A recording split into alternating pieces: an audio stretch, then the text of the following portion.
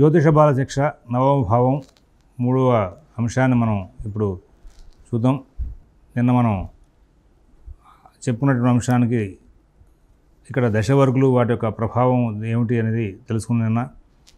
ఇప్పుడు భాగ్యే తత్పతి శోభనే క్షితియుతే భాగ్యం సమేతి ధ్రువం ధర్మే పాపయుతే భృగౌ శశినివా జాతో గురుస్త్రీరతః దృష్టేర్కేణ గురౌ నృపః క్షితిభువా మంత్రీ బుధేనార్థవాన్ శుక్రేణ శ్రోతి శృకీతు శశినా మందేన చోష్ట్రాదిభాక్. భాగ్యస్థానాధిపతి భాగ్యే తత్పతి శోభనే క్షితియుతే భాగ్యం సమేతి ధ్రువం అన్నాడు. భాగ్యస్థానాధిపతి భాగ్యస్థానంలో ఉండి శుభగ్రహాల యొక్క దృగ్యోగాల సంబంధాలు కనుక ఉంటే కనుక భాగ్యం తప్పకుండా కలుగుతున్నాయా అన్నాడు. ఇది అన్ని భావాల్లోనూ ఇట్లాంటి సమాంతరమైన సూత్రం వచ్చింది. వాడు చెప్పి మనం వింటూ వెళ్ళిపోతే అది పురాణంలాగా అనిపిస్తూ ఉంటుంది. దీన్ని తీసుకెళ్ళి ఇతరమైన భావాల్లో మళ్ళీ ఈ మాట వచ్చిందా, వస్తే ఎట్లా చెప్పాడు, ఏం చేశాడు అనే విషయాన్ని కనుక ప్రస్తావన చేసుకుంటూ వెళ్తే మనకి సమాంతరమైనటువంటి ఫలితాలు కనబడుతూ ఉంటాయి. మరి ఇక్కడ భాగ్య స్థానాధిపతి భాగ్యస్థానంలో ఉన్నంటే ఫస్ట్ ఆయన స్వక్షేత్రంలో ఉన్నాడు. ఉత్తరకాలామృతంలో అక్కడ స్వక్షేత్రంలో ఉన్న గ్రహాలకి ఉన్నటువంటి ఫలితాంశాలు చెప్పుకుంటూ వచ్చాడు. అవస్థలోనే పేరుతో ఇతర గ్రహాల సంబంధమైనటువంటి విచారణ చేసినటువంటి గ్రంథాలని కూడా స్వక్షేత్రానికి సంబంధించినటువంటి గ్రహాల యొక్క విశేషాలని చూపుకుంటూ వచ్చినాయి. ఇది భాగ్యభావ్ अपने स्वामी మరి स्वामी से देखा जाए या किसी शुभग्रह से देखा जाए तो జాతక్ నిశ్చిత హో భాగ్యశాలి హోతా హై అని చెప్పేసి ఈ మోతిలాల్ బ్రహ్మదాస్ వాళ్ళు చేసినటువంటి వ్యాఖ్యానాలు కూడా సమాంతరంగా దీనికి తగ్గట్టుగానే చేసుకుని వచ్చాడు. అంటే భాగ్యస్థానం భాగ్యంలో ఉన్నాడు, బాగుంది.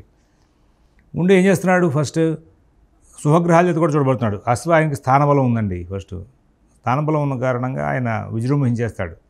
ఒకవేళ పాపగ్రహాలు కనుక చూస్తే ఏమవుతుందనే విషయం తర్వాత మాట్లాడుకుందాం. ఆ తర్వాత మరి భాగ్యస్థానంలో శుక్రచంద్రుల్లో ఒకరుండి పాపగ్రహాలతో కలిసి ఉండిన గురువు భార్యలందు ఆలోచనలు తేడాగా వచ్చే అవకాశం ఉందని, మరి నవభావంలో శుక్రచంద్రులు ఉండి పాపగ్రహాలు కనుక చేరితే కనుక సరే గురువుని సూర్యుడు చూసిన ఎడల రాజు అవుతాడయ్యా అన్నాడు. దృష్టేర్కేణ గురౌ నృపః. ఇక్కడ దృష్టేర్కేణ బృహస్పతి నవమంలో ఉండి సూర్యుడి చేత కనుక చూడబడుతుంటే కనుక దృష్టే అర్కేణ గురౌ నృపః. అర్కేణ అంటే తృతీయ భక్తి. ఆ తృతీయ భక్తులు చెప్పాడంటే అర్కేణ సూర్యుడి చేత దృష్టే చూడబడుతుంటే కనుక ఎవరు గురువు ఎందు అర్కేణ సూర్యుడి చేత కనుక ఉంటే నృపః రాజు అయ్యే అవకాశం ఉంది అని చెప్పాడు. ఇక్కడ గురువుని సూర్యుడు చూసిన రాజు అవునన్నాడు.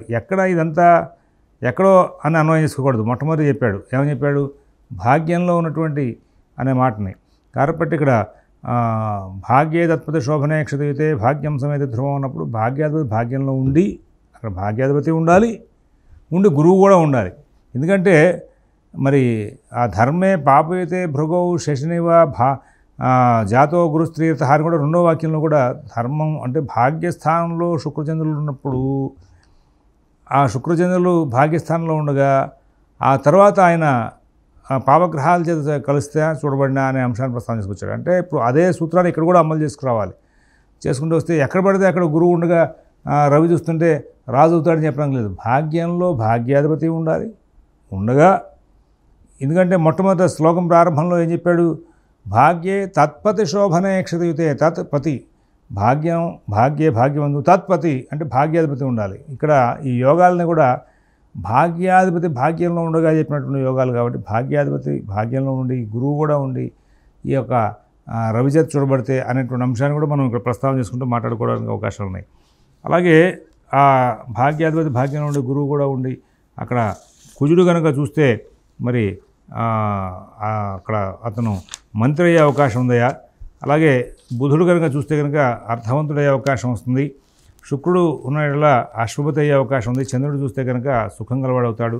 శని చూస్తే కనుక మరి వాహనాలు కలిగినవాడవుతాడని చెప్పేసి ఇక్కడ చెప్పుకుని వచ్చాడు. భాగ్యాధిపతి భాగ్యంలో ఉండాలి అనేటువంటి విషయాన్ని. ఆ విషయాన్ని ఇక్కడ మనకి ఈ గ్రంథంలో ప్రస్తావన చేసుకురాల. మన జాతక పారిజాతం వావిలవారి ప్రతిలో ఆయన ఏం చేశారంటే శుక్రచంద్రుల వరకు తీసుకుంటూ వచ్చి ఆ తర్వాత భాగ్యాధిపతి భాగ్యంలో ఉండగా అనేటువంటి మాటని ఎత్తుకుంటూ రాల.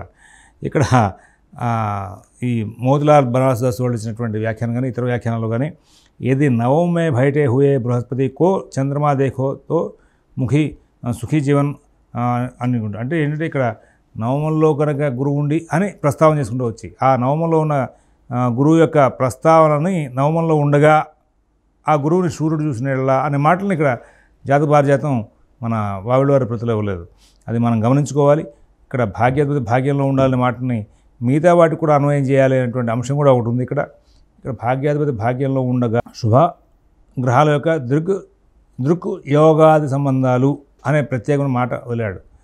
అక్కడ దృక్కు యోగాది సంబంధాలు అన్నప్పుడు ఏదైతే వాడాడో అదే భాగ్యాధిపతి భాగ్యంలో ఉండగా గురువుతో కలిసి గురువు అక్కడ ఉండగా భాగ్యంలో గురువు ఉండగా రవి చూస్తే ఒక ఫలం, చంద్రుడు చూస్తే ఒక ఫలం, కుజుడు చూస్తే ఫలం అని ఇట్లా విశేషంగా వివరంగా చెప్పుకుంటూ వచ్చాడు. ఈ తర్వాత శ్లోకంలో ఈయన చాలా మంచి విశేషాలని వరుస క్రమంలో ఒక 3 శ్లోకాల్లో చెప్పుకుంటూ వచ్చాడు.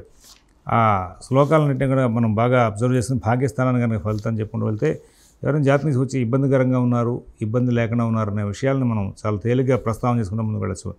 విద్వాన్ వారణగోతురంగధనవాన్ విద్వంక ధృష్టే గురౌ సేనావాహనరత్నవాన్ నవమగే జీవే కుజార్కే క్షితే విద్వావాద వినోద విత్త విపుల సూర్యేందుజాలోకితే శుక్రాదిత్య నిరీక్షితే వినయవాను జీవే తపస్థానగే. గురుడు 9వ స్థానంలో ఉండి చంద్రసూర్యుల చేత చూడబడితే విద్వాంసుడు అవుతాడు అనే మాట ప్రత్యేకంగా చెప్పుకుంటూ వచ్చాడు. ఇక్కడేమో భాగ్యాధిపతి భాగ్యంలో ఉండగా మిగతా గ్రహాల యొక్క సంచారాన్ని చెప్పుకుంటూ వచ్చి ఇక్కడేమో ప్రత్యక్షంగా ఇంకా విద్వాన్ వహారణ గోతురంగ ధనవాన్ అంటూ మొదలెట్టాడు. అంటే ఇక్కడ నవభావంలో కనుక బృహస్పతి ఉండి మరి ఆయన కనుక సూర్యచంద్రుల చేత సంబంధం కనుక చూడబడితే అక్కడ విద్వాంసుడయ్యే అవకాశం ఉంది. ఆవులు, ఏనుగులు, గుర్రాలు, ధనాలు అనేవి బాగా ఉంటాయి అని చెప్పేసి చెప్పుకుని వచ్చాడు. అంటే ఇక్కడ గురువు 9వ స్థానంలో ఉండి కేవలం అక్కడ ఉండిపోవడం కాకుండా రవిచంద్రుల చేత కనుక సంబంధం కనుక కలిగితే అన్నాడు. తర్వాత కుజరవులు కనుక చూస్తారంటే కనుక సేనావాహన రత్నాలు ఉండే అవకాశం ఉంది అన్నాడు. సేనావాహన రత్నవాన్ నవమగే జీవే కుజ ఆర్కే క్షితే. నవమంలో గురువు ఉండి అక్కడ కనుక కుజుడు చూస్తే ఇక్కడ మరి ఈ శ్లోకానికి వెనకాల శ్లోకానికి సంబంధం ఏమిటి? మరి పైన అంగారకుడు కనుక చూస్తే క్షితి భువా మంత్రి అన్నాడు. కేవలం అక్కడ గురువు ఉంటే రవి చూస్తుంటే ఒక ఫలితం చెప్పావు, వెనకాల శ్లోకంలో అంగారకుడు ఉంటే ఒక శ్లోకం చెప్పావు, ఫలితం చెప్పావు, మంత్రి అవుతాడని. ఇక్కడేమో అంగారకుడు కనుక చూస్తుంటే మళ్ళీ నవమంలో గురువు ఉండి అంగారకుడు కనుక చూస్తే సేనావాహన రత్నాలు కలిగిన వాడు అవుతాడన్నాడు.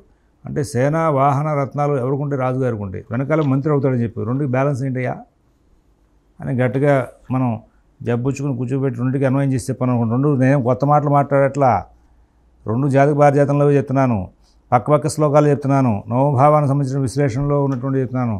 అక్కడ అట్లా చెప్పేవి, ఇక్కడ ఇట్లా చెప్పేవేంటి? మరి ఇక్కడ ఏమనో విద్వాన్ వారణ గోతురంగ ధనవాన్ విన్వర్క దృష్టే గురువు అన్నాడు.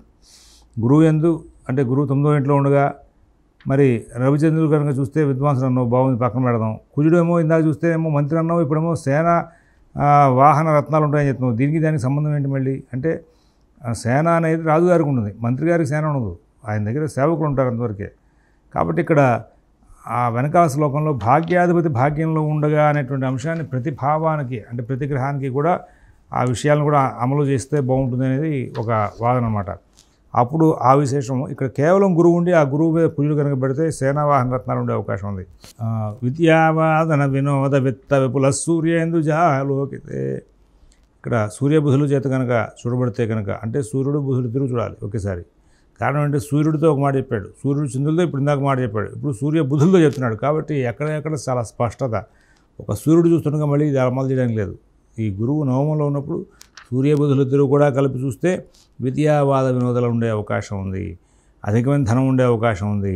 శుక్రరవులిద్దరూ కూడా కలిసి ఆ నవమంలో ఉన్నటువంటి గురువును కనుక చూస్తే శుక్రాదిత్య నిరీక్షతే వినయవాన్ జీవే తపస్థానగే జీవే తపస్థానగే 9లో ఉన్నటువంటి గురువు కనుక శుక్రవులు ఇద్దరు కలిసి కనుక చూశారు అంటే కనుక అతనికి వినయంగా మాట్లాడే లక్షణాలు ఎక్కువగా ఉంటాయని చెప్పి వచ్చాడు. మంద ఆదిత్య నిరీక్షతే గుణనిధి ప్రాజ్ఞో భగ్రామవాన్ జీవే చంద్రకుజేక్షతే పృథుయశాస్సేనా సుఖశ్రీయుత తారేషేందుజవీక్షతే గృహసుఖశ్రేష్ఠార్థ ప్రాజ్యాసన శుక్రేంద్రప్రవిలోకితే వితనయశూరోధనే కర్మకృత్.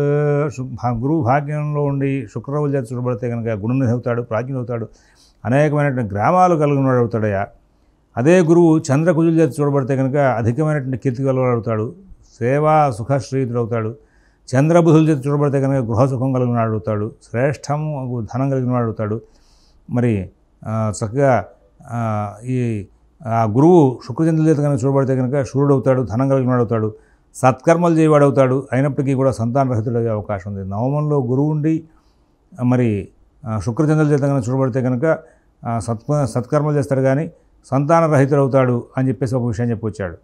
మరి ఈ పాయింట్ని చాలా క్లియర్గా చూసుకుని ఉండాలి. నవమంలో గురువు ఉండగా శుక్రచంద్రులు చూస్తే కనుక అనేటువంటిది ఒక విశేషమైన సూత్రంలా కనబడుతోంది.